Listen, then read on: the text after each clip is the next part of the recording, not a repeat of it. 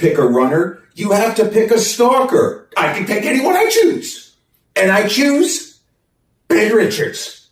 That boy's one mean motherfucker. That boy's one mean motherfucker. $200 on Richards. $200 on Richards. $200 on Richards! Come on, $200 on Richards!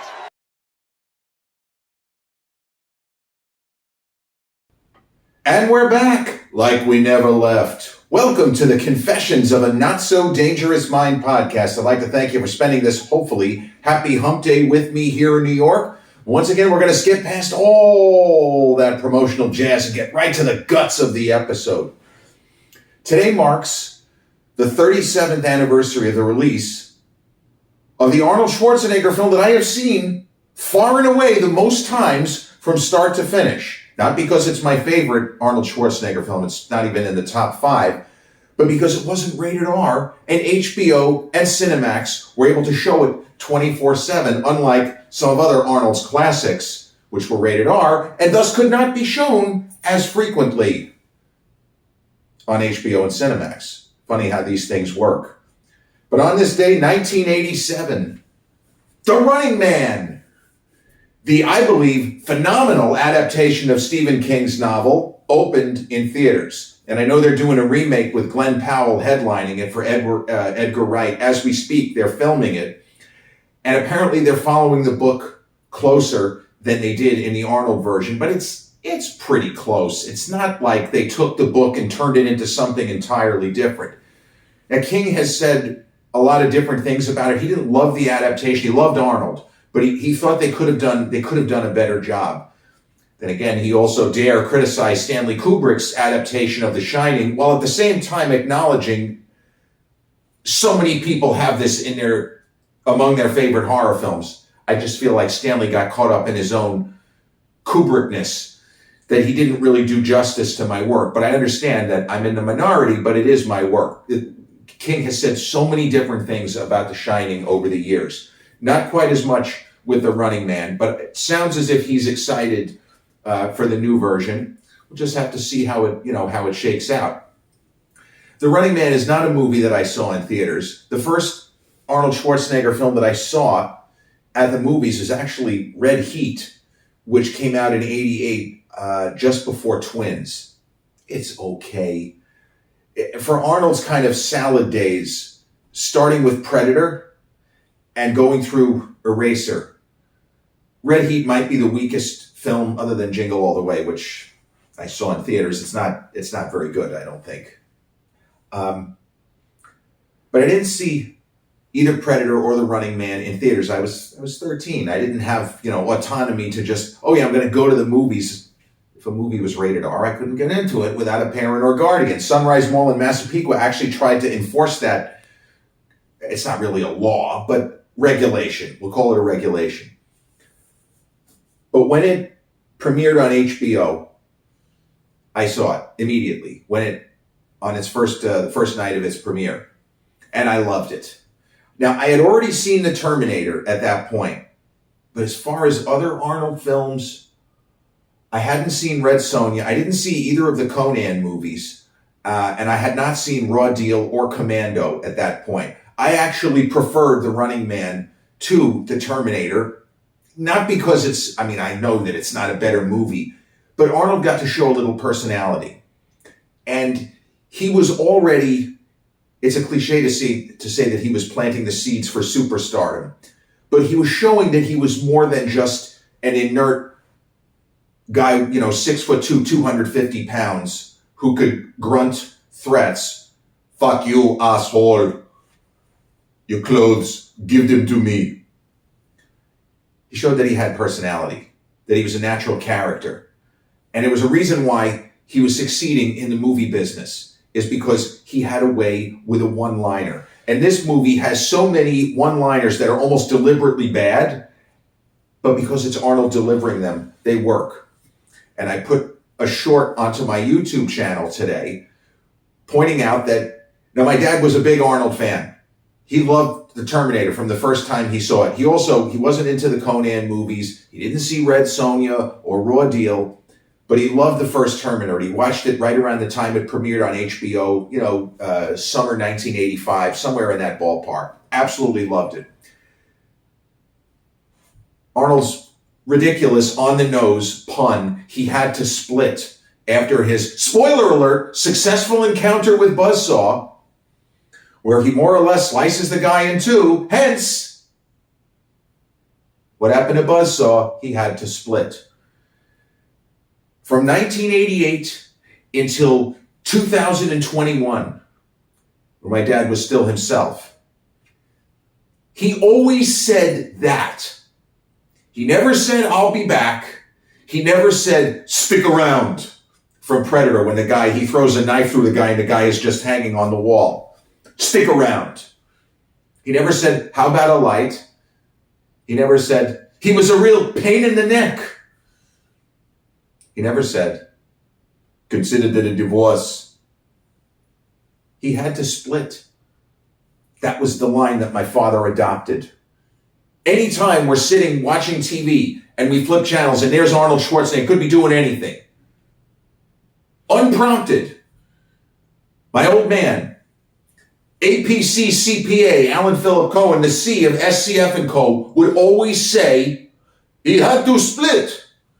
Didn't quite get the Arnold inflection as well as I like to think that I do. But for whatever reason, that landed with my dad. And he would repeat that phrase. We were watching Last Action Hero, and Arnold's fighting a guy. He had to split. It's a terrible pun, but somehow the line delivery by Arnold is epic.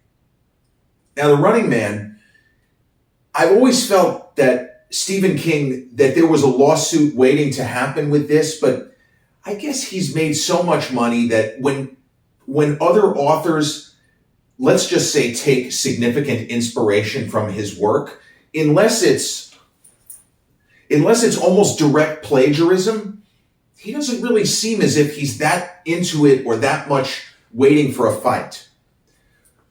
So Stephen King was so prolific in the 70s, the era where he wrote Christine and Salem's Lot, The Shining, and some of his other early works. He was putting out material, I think Cujo was another one from that era, The Dead Zone, but he was putting out material so fast that when he submitted 3 more manuscripts to his publisher, I assume it was Random House, they said, you can't do this. You're just putting out too much product. We're diluting the market. So long story short, they created a fictitious author named Richard Bachman. Richard Bachman wrote 3 books. Thinner, The Long Walk, and The Running Man. Now, the reason why I brought up the plagiarism angle, or the heavily inspired by, even if the author doesn't exactly say that, The Long Walk, which Hollywood has literally been trying to make a movie of for 4 decades. Now there's some talk, maybe Mike Flanagan, maybe he can get it going because we know King loves him, Dr. Sleep. The Long Walk is a story set in a, stop me if you've heard this before, dystopian future where kids have to try to walk across the country. It's like an endurance contest. They have to walk across the country, and as they drop, they're killed. But if they walk across the country successfully, second prize, a set of steak knives. It's one of those. They win whatever it is. Money, their family is going to be taken care of. It's some nonsense like that. Has significant elements of the Hunger Games, as does The Running Man. In fact, if you combine The Running Man with The Long Walk, you get The Hunger Games. It's not an accident. It's not plagiarism. But those 2 works by Richard Bachman, which was actually, and who was actually Stephen King, they heavily inspired The Hunger Games. That's not to take anything away from the stupendous literary success of those works and for the incredible financial success of the movies. But they're very similar. You read The Long Walk and you say, okay, yeah, it's very close. They're just walking as opposed to they're in a farce. Yeah, exactly. Now, I think that Arnold was perfectly cast in The Running Man as Ben Richards. Spoiler alert, or actually, no, not really spoiler alert, random trivia. I only read bits and pieces of the novel. I just was kind of checking it out. I read maybe 10%. There were other Stephen King books that I read in total, such as Thinner. By the time I got to Thinner, the ruse of Richard Bachman had been blown up. I said, there is no Richard Bachman. It's Stephen King. Here's a little trivia for you. Dad's accounting firm, SCF & Co. One of the partners, Roy Kramer. It used to be Shulman Cohn First, Kramer and Rose, a little New York City business trivia. Roy Kramer had a client named Donald Bain. This is a name you can Google. Okay, Don Bain, who's that? Well, Don Bain wrote a shit ton of novels using other names. There are certain authors that didn't actually exist. The books were written by Don Bain. And I remember he was in the office one day, circa, I think it was right around the time of the 1996 World Series, actually. I feel like it was just before the World Series. And one of the other partners, Bernie Rose, says, oh, you want to meet Don Bain? I don't know who the fuck that is. I didn't say that. Sure. I shook hands with him. And then later I asked my dad, hey, Bernie introduced me to Roy's client, Don Bain. Who's that? Oh, Don was here? Oh, he's a big author. Don Bain wrote the Margaret Truman novels. You can Google those. That wasn't the name of the listed author. So it's not crazy in the business. If somebody is producing too much product, you create a pseudonym. Ben Richards, main character of The Running Man, Richard Bachman, Stephen King writing as Richard Bachman. He's pretty heroic. This is not a story with a character arc. This is not a disillusioned guy who gets his faith back. This is a guy who is a good cop in the futuristic society, the world of the film. I think it's supposed to be 2017. He gets screwed over. He gets framed for a series of crimes that he had nothing. In fact, he tried to stop the crimes from being committed. He's silenced. He gets fucked. And he ends up on this futuristic game show called The Running Man. Great way to get a title for a movie, right? Now, the ace in the hole of this film, other than the fact that they had a pretty good budget and some very colorful supporting characters and terrific actors, but people like Jim Brown, the real-life running back, playing one of the stalkers, Fireball. Future governor, Jesse the Body Ventura, working with Arnold for the second time in a row. They had just wrapped Predator, and then they went into this movie. He plays Captain Freedom in this film. The movie is very well cast. The production is very confident. But the character that Arnold plays is just a good guy. And there's very little mystery to the story. We know that he didn't do what he's accused of. This is the Hitchcockian where you either... The audience is in line with the hero, is what I'm saying. This is not a story where the hero is ahead of the audience or the hero is behind the audience. But the ace in the hole of this film. Now, many Gen Xers, elder millennials, and even some older Gen Z, they know the late, great game show host Bob Barker from Happy Gilmore and his kind of cameo in that film and playing himself. Well, in The Running Man, in an absolute masterstroke of casting, director Paul Michael Glaser, he decided, why don't we get in touch with Richard Dawson?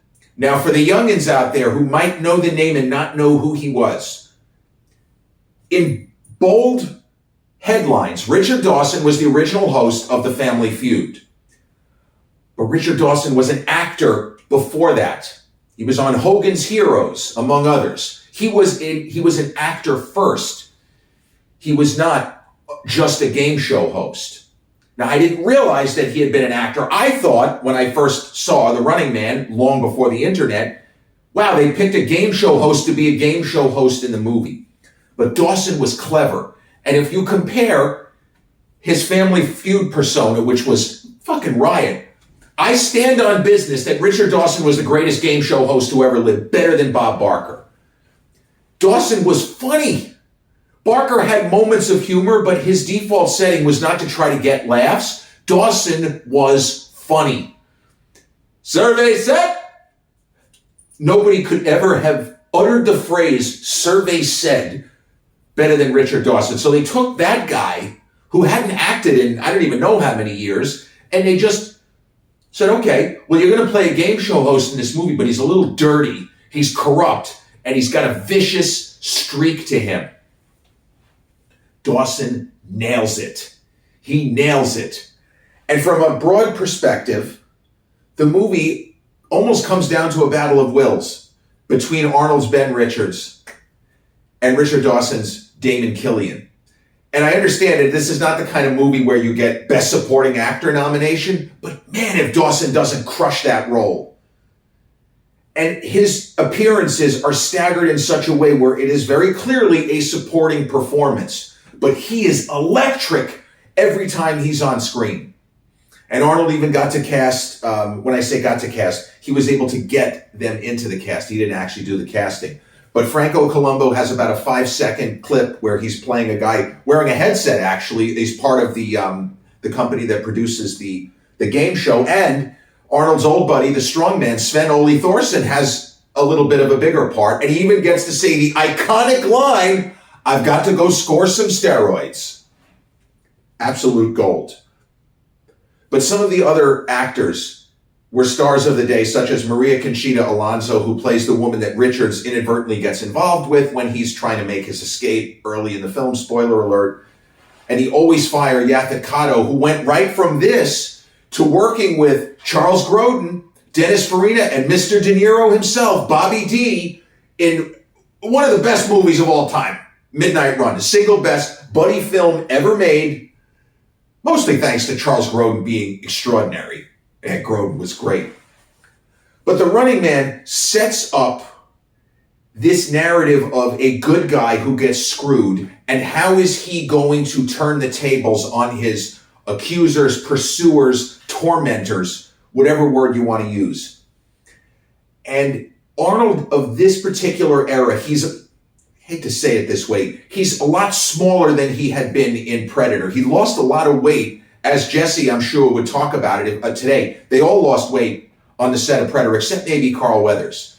They were out in the jungle for quite some time. They didn't have access to the best. They had weights, but they didn't have access to the food, the equipment. Arnold lost a lot of weight shooting Predator. And he looks phenomenal. He's 39, I think, when The Running Man is shot. But he has a sleeker look. He does not look like if you didn't know who he was, yeah, you could tell that he's Diesel. But he doesn't look like Mr. Olympia. Whereas there are shots of him in Predator, which was only shot a couple of months earlier. He is fucking jacked. He's bigger in Predator than he was in Commando, where one of the supporting actors gets to deliver the immortal line, he is one gigantic motherfucker. A line that gets repeated in this movie. Now, we're in a world of a film where people are betting on the lives of the combatants and what are the odds that this stalker is going to make the next kill. No spoiler, but the obvious is that Arnold's not going to get taken out early, otherwise there's no movie. But he proves to be such a formidable force, even though the stalkers have every possible mechanical advantage and they have gear that makes it that much easier to kill the runners. He's so good that this old lady named Agnes, who seems to be friends with Killian, the host of the show, when he says, you can win a lot of prizes, Agnes, who's going to make the next kill? And she says, Ben Richards. And then she goes, that boy is one mean motherfucker. The other use of the MF word comes in Predator, Arnold's previous film that I just mentioned, when the Predator finally unmasks and is, let's just say, he doesn't look that great. He's not an attractive being. No offense. He's not an attractive being. And what does Arnold say? You're one ugly motherfucker. Truer words were never spoken. But in the Arnold Schwarzenegger pantheon, if you ask me who is the single toughest non-Terminator character he played, it's Dutch Schaefer in Predator. Ben Richards in The Running Man is a close second. But Dutch Schaefer in Predator, because he's 260 pounds, single-digit body fat, he's dialed in. He's a survivalist. He's a soldier. He's not just a jacked cop who has some survival instincts. I feel like Dutch Schaefer, if you drop Dutch Schaefer into this movie, it's over even quicker. He took on a predator that was twice his size and had all of these different weapons, way more advanced than what they have in a Running Man. He fucked the guy up. Guy was beating the shit out of him. He could have killed him at various points, but in the world of this movie, the stalkers have the same advantage. But there is a certain catharsis and a certain joy that we get, mild spoilers, when the bad guys who are prone to taunting and ragging on the runners. And of course, we find out that it's an entire whole house of cards, that the show is not even on the level. Because you could do this where it is on the level. But just imagine if in The Price is Right, or let's say Who Wants to Be a Millionaire, if they tease that you're going to win $1 million, and then when you actually solve the puzzles and you answer the questions properly, they say, JK, not only do you not win the $1 million, 2 bullets in the head, send them home. Sorry. Better luck next time. So we get the peek behind the curtain. And Arnold's performance it's solid. He runs the gamut of emotions from despair to rage to an understanding that I ain't going down like this. Justice will be served one way or the other. And yeah, he has all those one-liners. The character that Dawson plays of Damon Killian, he does TV commercials for a soda company called Cadre Cola. It hits the spot. And Arnold, I won't give away, but at a pivotal moment, Arnold actually almost is winking and smiling at the camera. Well, that hit the spot. I'm sure that got screaming laughter in theaters. Now, as we speak, The Running Man is streaming. It's free if you get Paramount Plus, and it's available on Amazon Prime for a couple of bucks. And I think it's free on Apple Plus. You could do like a trial subscription if you want to see it. I don't ever like spending other people's money. And I know I'm not trying to be insulting. It's only $3, but still, if you don't have to pay for something, there's no reason to pay for something. I mean, I was joking around when I did the episode on Late Night with the Devil. That movie was still in theaters, and it was available to buy on Amazon Prime for $20 and to rent for $15. But if you did a 7-day trial of Shudder, it was free. So why wouldn't you do that? It's just, it's good business, right? But The Running Man is one of those movies that if people ask the question, what's an Arnold Schwarzenegger action film from his kind of prime period that's not too heavy? This is the movie that I recommend because it has those moments of satire and humor. Whereas Predator it's a horror film. And Terminator 2 are pretty fucking serious. Like, that's not fun time at the movies. But The Running Man, despite the fact that the main character is framed for a horrible crime, and despite the fact that there were really awful, rotten people populating the antagonist side of this film, it's a fun ride. And I would say that the film that's closest in Arnold's career in terms of an action movie that I would just classify as a fun ride, Eraser, which is the last movie to me of Arnold's prime. That was 96. That's kind of the least talked about big box office hit of his career. It's not great. I actually prefer The Running Man to Eraser. It has a higher rewatchability factor. The Running Man is incredibly rewatchable. And sometimes that's how you know that a film is an all-timer or a keeper, especially because the movie is 37 years old. But a lot of the special effects, mechanical effects done during production, there's very little of the kind of effects work that ages the movie out.